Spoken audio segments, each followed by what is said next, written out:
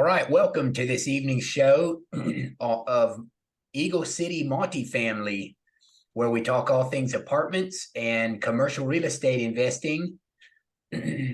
First off, this is not legal or financial advice.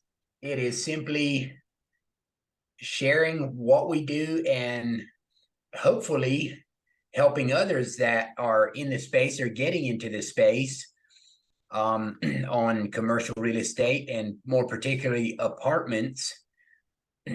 So we purchase and operate apartments. And so I'll be talking about that. But my topic this evening is why I invest in commercial real estate. So let's jump right in here and get started. Why I invest in real estate. So, and feel free, raise your hand. I'll be asking questions to those live on the call this evening, as well as I get into this a little further. And so we're based here in the Dallas area, and that's where we're actively looking for real estate. And by the way, next week I have Nathan with MMG Real Estate Brokers or Apartment Brokers on the show next week, Monday evening. So next Monday evening, Nathan and his colleague will be on the show. And I'm looking up the day just so I can shout out the date here. That will be October 30, which is next Monday evening at 6:30. He'll be here live on the show. And so and on the following Monday, which would be the 6th, November the 6th, we're planning to show a list of some of the apartments that we looked at and that we declined or turned down or offered less than what they were asking and therefore didn't win the deal, right? So those are some things to be looking for the next couple weeks on this show. And so let's jump into, I have a list of 11 things. Excuse me. These are not the only things, they're the only reasons why I invest in real estate. It's simply 11 of the things that I am planning to talk about this evening. And one of those, first off, these are not in order of importance to me or most, what would you say, the biggest reasons. They're not in any special order. So I'll start off with tangible assets. So real estate in general is a tangible asset, right? It's something you can touch, you can see, you can drive to it, walk around on it typically, right? And apartments, there's a structural building, right? You can't just like pick it up and take it, right? And so that is the first reason that I am interested and am investing in real estate and in actually moving some more of my investments to real estate. Another reason, it is an inflation buffer or inflation hedge. So in other words, for example, when the inflation hits, the rest of the market, things get higher. And in real estate, when inflation hits, the value of the property goes up sometimes, hopefully, right? Typically, that's what happens. And if you're owning the real estate, if you own the real estate, the value goes up, typically. And so that's another reason. And number 3, it's equity and a debt investment. Okay, so, and that leads over to leverage, which is another one of the reasons that I'm talking about today. So leverage happens by purchasing debt. And the reason I say purchasing debt, that's a term we use. So we look at the cost of debt. Right now, debt costs more to purchase in our terms, right? And so the equity, it's what we call the deal stack. Okay, so there's equity and there's also a debt stack. Typically, sometimes you can own it outright, clear, no loan, right? That's available as well. But there goes your leverage. So it's important not to over leverage, but you can utilize leverage by, if it makes sense to purchase debt for whatever the going rate is at the time, or if you get lucky and you can assume a loan at a low fixed rate. And that's what we did on the last deal that we purchased. We were able to purchase the debt by assuming the previous owner's loan that was fixed at a 2.99%. And so that deal is cash flowing currently because of several reasons, but that's one of the reasons is the leverage on that property. And equity, I'm sorry, the number 6, I guess, is it's a great vehicle. And what I mean by that is a vehicle, investment vehicle. And so the purpose typically for investing in something is for it to grow, right? And it brings returns. So as your investment grows, it's basically the vehicle, what would you say? It's like a vehicle that's carrying your money, your equity, your investment, in other words, and hopefully it's growing, right? It's getting you to from point A to point B, hopefully, right? And so it's a great vehicle, and it's a great vehicle to scale. And for example, to explain what I mean by scale, okay, so just say we compare it to any other in asset class. Well, I say any other investment classes, but especially just to make it more simple today for talking purposes, single family is one house on a piece of property, right? And then if you want to get another house, you go find another house, you buy another property with a house, single family, maybe it's a duplex, maybe it's a fourplex, but it's hard to scale up.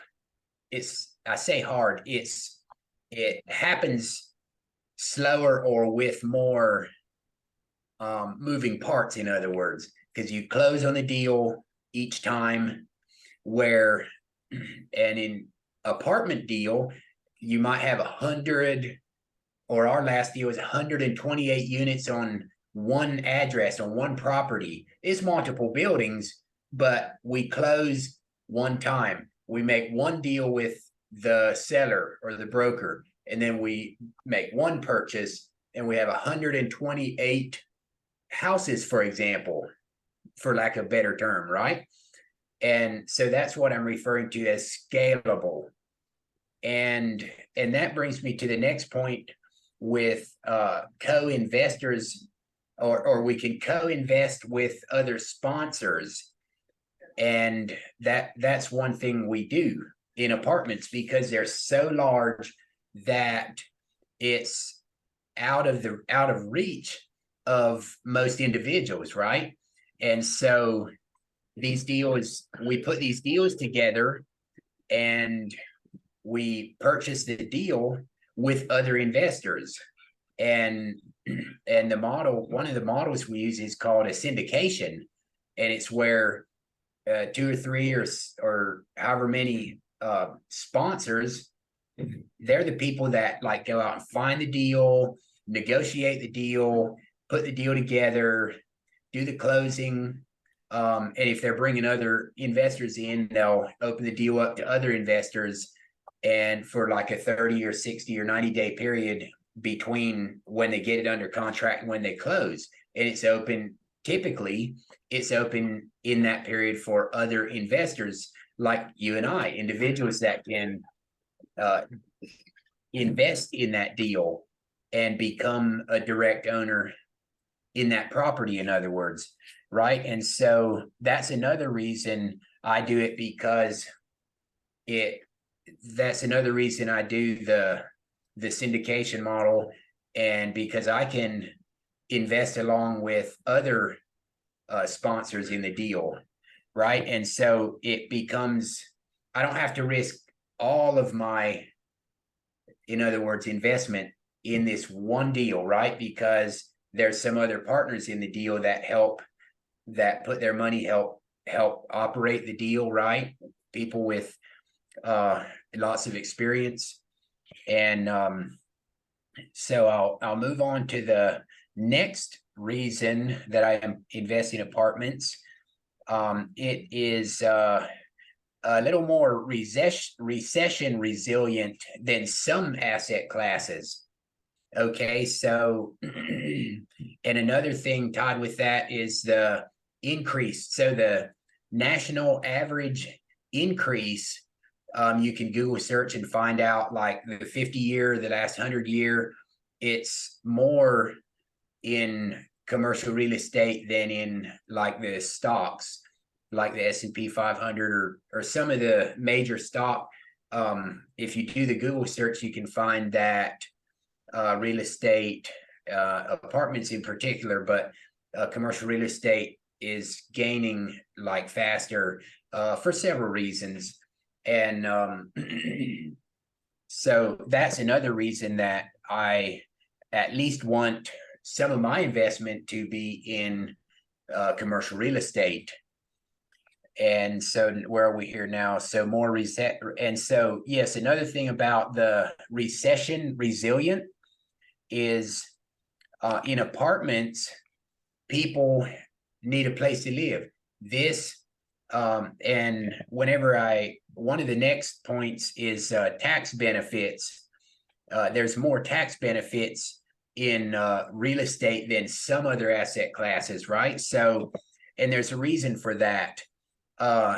And some people call them loopholes, but I look at them as incentives from the government, because the government wants us to invest our money into things that help the country, to help the nation, to help people. And so it's providing housing.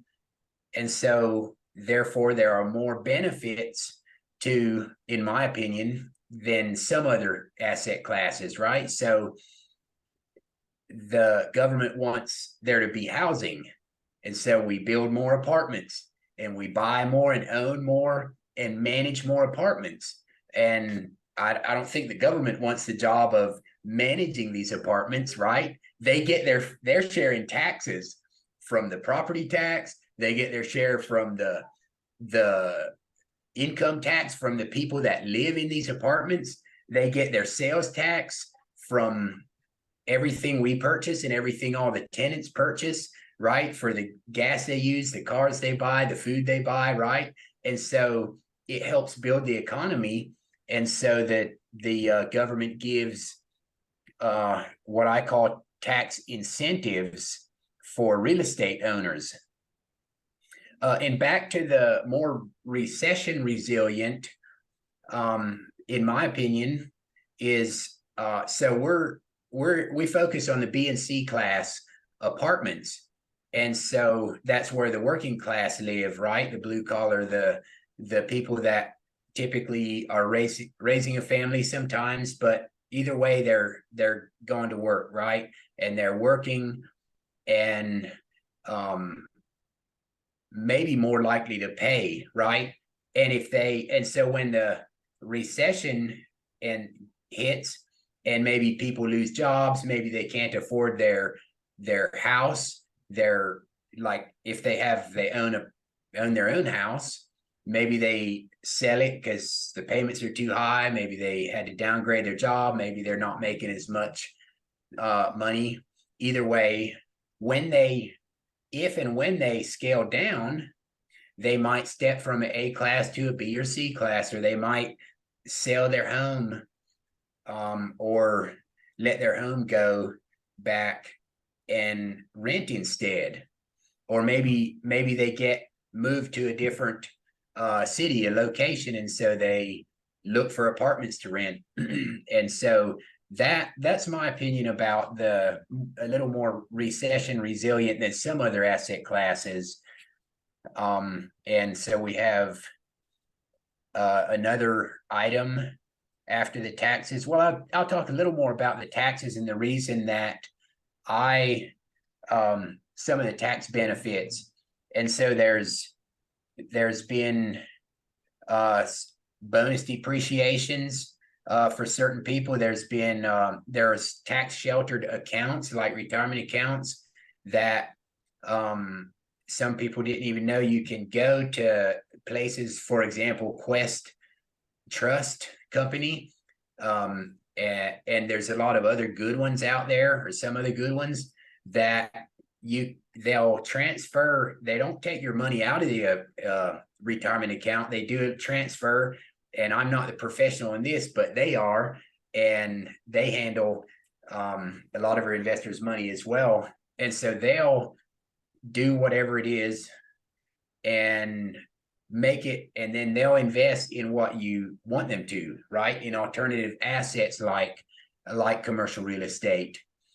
And and so there are many other tax benefits that I probably won't go into any more on the tax benefit unless someone has questions, if it's something I can answer. And so there's more tax benefit. There's cash flow. Typically, it's a steady and robust cash flow compared to some other asset classes. It's not always cash flowing, but our properties are cash flowing, and so we do the distributions, right, to all the investors in the properties.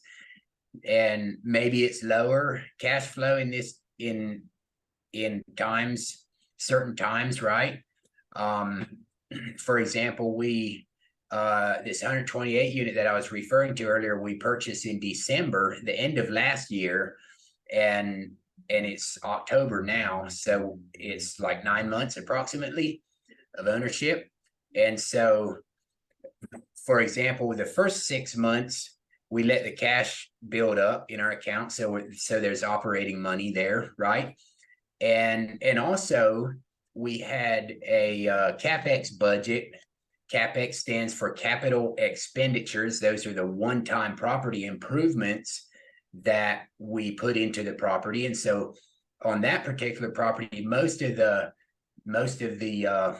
improvements have been done already. We're just finishing up with the rest and so, for example, we did a lot of improvements around the property, like one-time improvements, right? And so that makes a better community for our tenants. And hopefully we're able to, people are willing to pay more to live there. And so that's the plan. It increases the net operating income, or in other words, the profit on the property. And so I'll move on to the next is diversification. And so it's another reason that I invest in commercial real estate, to diversify my investment, right? I have investments in some other things. And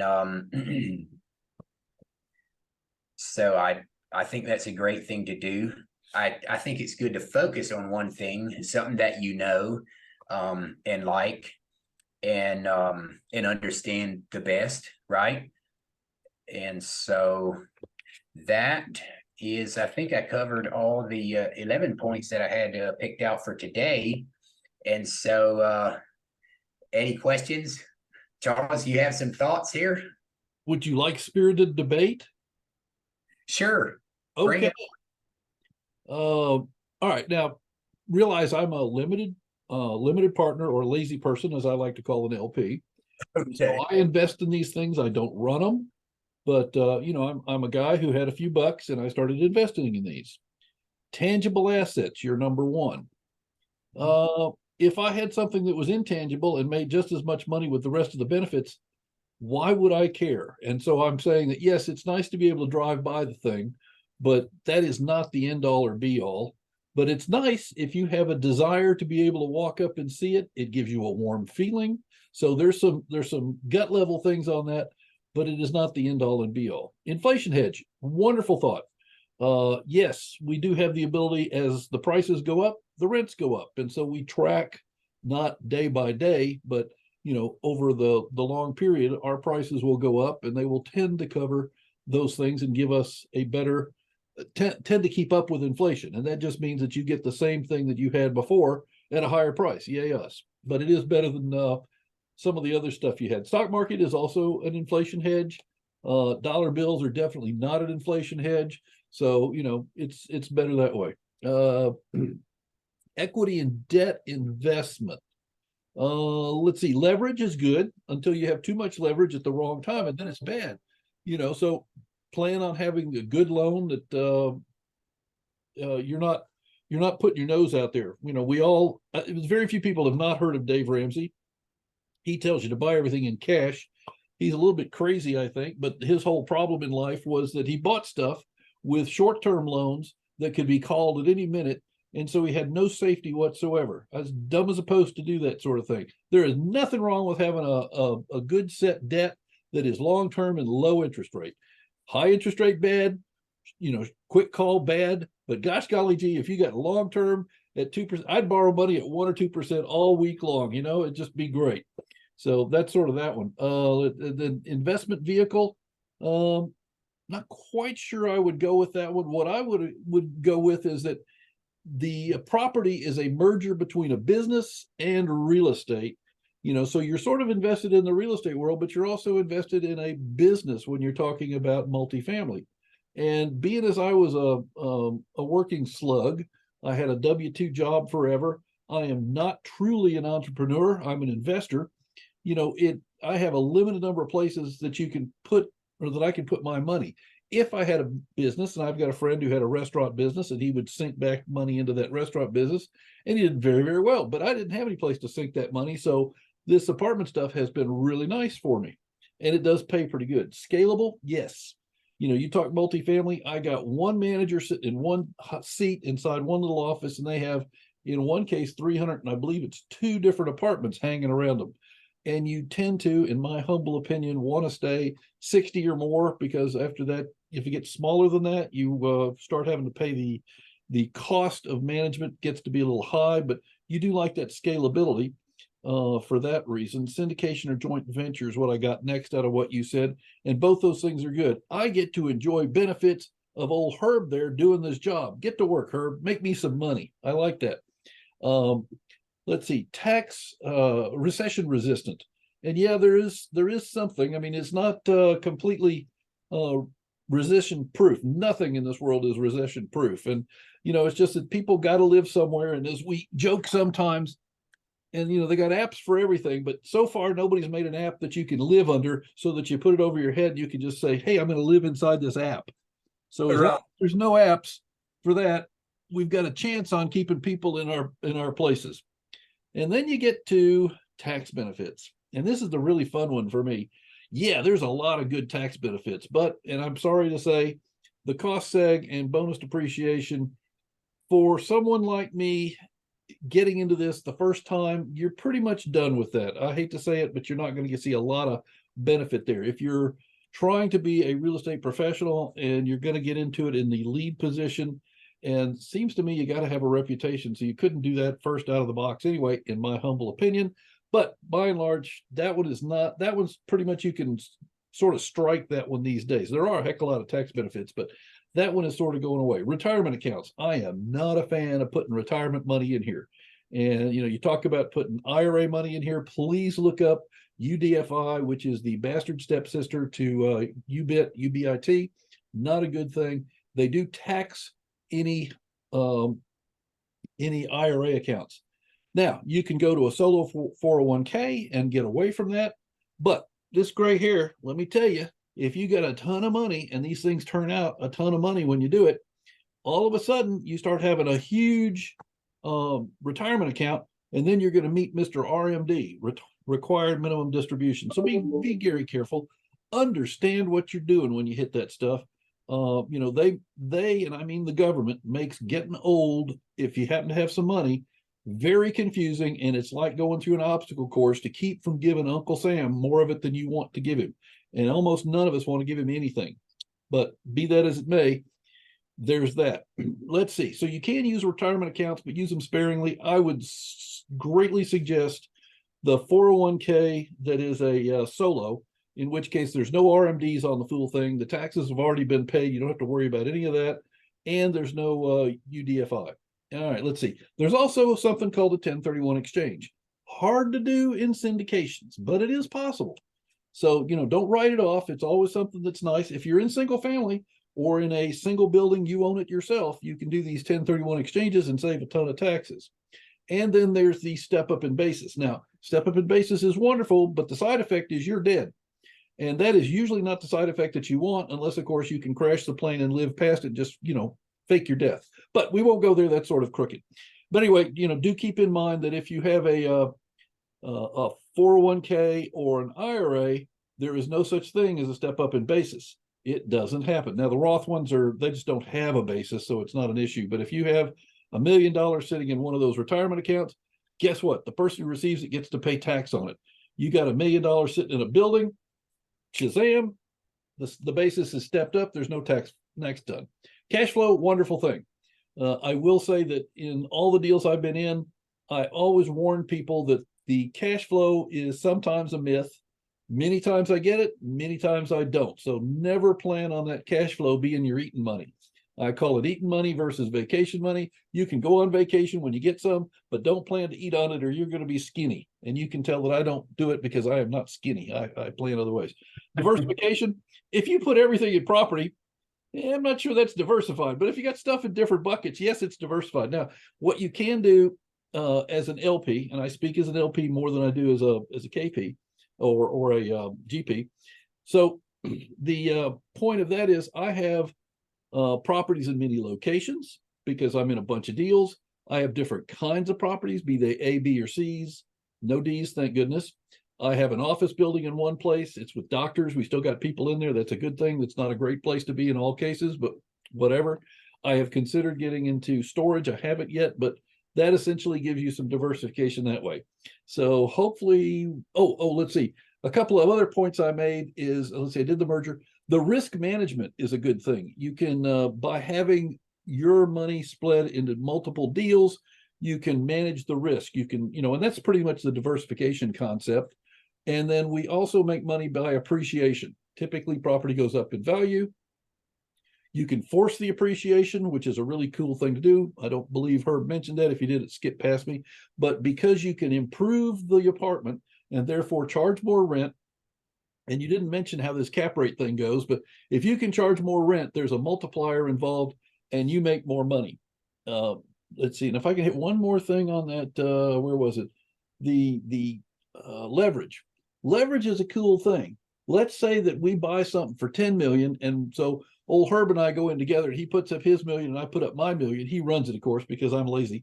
But if we put up the 2 million and the bank puts up the 8 million, that's all hunky dory. So when it goes up by 2 million, we made 100%. It may not look like 100% when you think about it, but if we put up 2 million and it goes up by 2 million, we have made 100%. So, think about that. That's where leverage gets to be the advantage. Now, if old Herb, digs deeper in his pocket, he comes up with his 5 million, and I go find 5 other guys because I can't come up with 5 million right off the top. But we come up with the total 10 million on ourselves. We go up by 2 million. Out of the 10 million, we made 20%. So I'm saying that 100% is often much better than I think I said 20. Might be 10. Anyway, it's not nearly as much. So anyway, that's my 2 cents on some of those points, if I may. Sorry to interrupt your thoughts. Oh, I love it. Thank you, Charles. You're amazing. A wealth of knowledge. And yes, let's talk just a moment about the forced appreciation and the valuation on commercial property. So commercial property is valued by a cap rate. And so basically the value is valued by the net operating income. So if we can increase the net operating income, for example, on this building I was referring to, where we upgraded the units with our CapEx that I was talking about, our capital expenditures. We improved the playground. We implemented a dog park. We put a dog park in. We painted the exteriors, did some nice features on the outside to make it look nicer. We upgraded some of the pool and the pool furniture and the catwalks and things on the property, and some other things on the property as well. So that's what Charles is referring to for forced appreciation. We forced the appreciation up by infusing more money. So we had more equity on this deal, so we put more into it to drive the value up, which in turn increases our net operating income, and which increases the sale value of this property. So the commercial property is valued based on the net operating income, and you divide that by whatever the cap rate is in this area, right? So if it's a 6 cap, you divide the net operating by the 6%, and boom, you have the sale value of the property. So it's valued differently than residential. Residential is valued by comps, the properties in the surrounding area, the comparables, right? But commercial property is valued basically by the profit that it's making. Yes. So net operating income, and you divide that by the cap rate that is in place in that neighborhood, and boom, you have the total value. It is not, let's see, as far as my wallet is concerned, it's not always perfect. Keep in mind, with the rise in interest rates in the commercial property area, they're having to, the ones that were foolish enough not to have a fixed loan, and I've got a few of those, but the costs of operation are going up because of the change in the interest rate. And the guy who wants to buy it, he wants to borrow money to buy it with. So he cannot, even if I have a great rate so I can operate for a very long time, now he might try and assume my loan, but my loan only has a certain amount of time on it. So somewhere in there, the calculation has to go for the costs of insurance, the cost of taxes, and the cost of that interest have caused the profits to decrease. So right now, this year, 2023, is not a great year. Very few things are selling. Very few things are being bought. I shouldn't say none, but few. And so at this point in time, some of the properties I'm invested in are down. But like that Exxon stock that I've had for 30 years or God knows how long, when I wait, and at some point oil starts going up in value, that Exxon stock goes up in value, and I can sell 100 shares or so, out of I don't remember how much I had, but I've sold several. I may have sold it all now, but anyway, I dumped that Exxon stock at a higher price. I did not dump it at a low price. That would have been stupid. And so same thing goes for this apartment complex. All we have to do is hold the apartment complex till the price comes back up, interest rates go down. Presumably that's going to take another year or two, and then maybe we can cross our fingers and the God will not attack our buildings with so much hailstones and things like that. Yeah.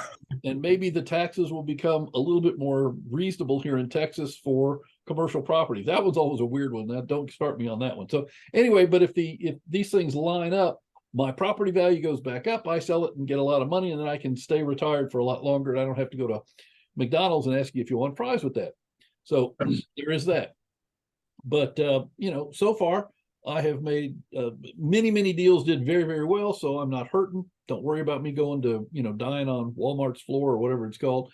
But at this point, several deals are a little bit sleazy. Now that means those are the deals that I got into in 22, maybe late 21, because nobody knew the interest rate was going to shoot up like a rocket. And so those things were not planned to happen. Today, if you don't have an idiot doing the deal, and most of them are doing pretty well, they're not going to plan to buy the deal thinking they're getting a 2% interest rate. And in fact, they end up with a whole lot more fingers interest rate.